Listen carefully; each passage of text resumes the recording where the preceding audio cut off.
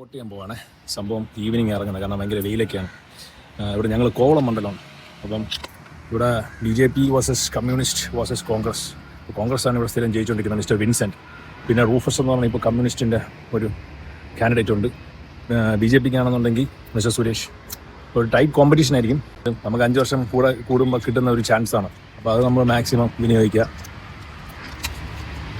കോവളത്തെ case നോക്കുകയാണെന്നുണ്ടെങ്കിൽ നമ്മൾ വലിയ രാഷ്ട്രീയ എന്താ പറയുക നിരീക്ഷകനൊന്നും അല്ലെങ്കിലും ഇവിടെ കഴിഞ്ഞ 10 വർഷമായിട്ട് മിസ്റ്റർ വിൻസെൻ്റാണ് ജയിക്കുന്നത്. വിഴിഞ്ഞം കോവളം കോൺഗ്രസ് ആണ് പുള്ളിക്കാരൻ. അപ്പോൾ പൊതുവെ ഇവിടെ ആൾക്കാരുടെ ഇടയിൽ പറച്ചിലെന്ന് വെച്ച് കഴിഞ്ഞാൽ എന്താ പറയുക, ഇപ്പോൾ ടൂറിസം മേഖലയിലായാലും അല്ലെങ്കിൽ ഇപ്പോൾ നമ്മുടെ കോവളം ബീച്ചൊക്കെ അറിയില്ല, പണ്ടത്തെ വൈബ് അറിയാമല്ലോ, വേറെ ലെവലായിരുന്നു. നല്ല രീതിയിൽ അതിൻ്റെയൊക്കെ ഒരു ഇത് കുറഞ്ഞ് ഡൗൺ ആയി. ഇപ്പോൾ വർക്കിലേക്കല്ലേ ഇപ്പോൾ കിടിലം കോവളം കമ്പയർ ചെയ്യുമ്പോഴത്തേക്ക് ഇൻഫ്രാസ്ട്രക്ചർ ആയാലും എൻ്റെ തന്നെ കുറേ വീഡിയോസ് നിങ്ങൾ കണ്ടിട്ടുണ്ട്. സ്ട്രീറ്റ് ലൈറ്റ്സ് കത്തുന്നില്ല, റോഡ് മൊത്തം കോവളത്തെ ബൈ റോഡ് മൊത്തം ട്രാഷാണ്.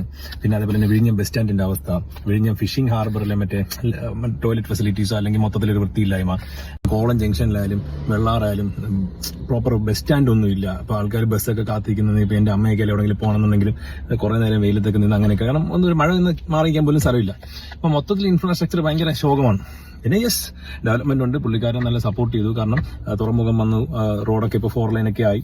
അപ്പോൾ ആ ഒരു സൈഡ് ചിന്തിച്ചാൽ നല്ലതാണ്. പിന്നെ ഈ ഒരു 2 സൈഡ് ഉണ്ട്, അതാണ് ഞാൻ പറഞ്ഞത്. അപ്പം അത് പുള്ളിക്കാരൻ, കാരണം ബീച്ചിലോട്ട് ഇറങ്ങി വലിയ വികസനം നടത്തുന്നില്ല എന്നും പറയുന്നുണ്ട്. സോ കമ്മിങ് ടു കമ്മ്യൂണിസ്റ്റ് ഇപ്പോൾ ഭഗത് റൂഫസ് എന്ന് പറഞ്ഞ ആളാണ് ഇപ്പോൾ കമ്മ്യൂണിസ്റ്റിനെ സപ്പോർട്ട് ചെയ്ത് ഇവിടെ നിൽക്കുന്നത്.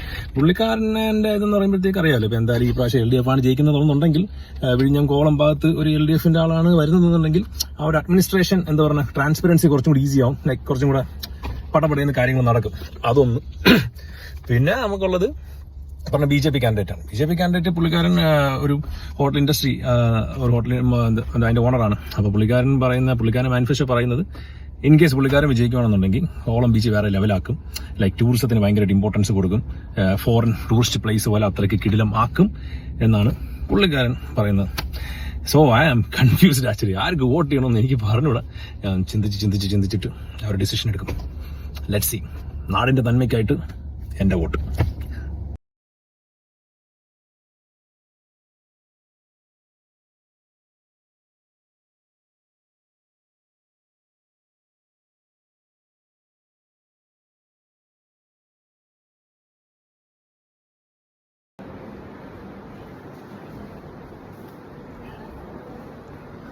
അപ്പോൾ ഗൈസ്, വോട്ടിംഗ് കഴിഞ്ഞിരിക്കുകയാണ്. നമ്മൾ വോട്ട് ചെയ്തു, കുടുംബസമേതം വോട്ട് ചെയ്തിരിക്കുകയാണ്.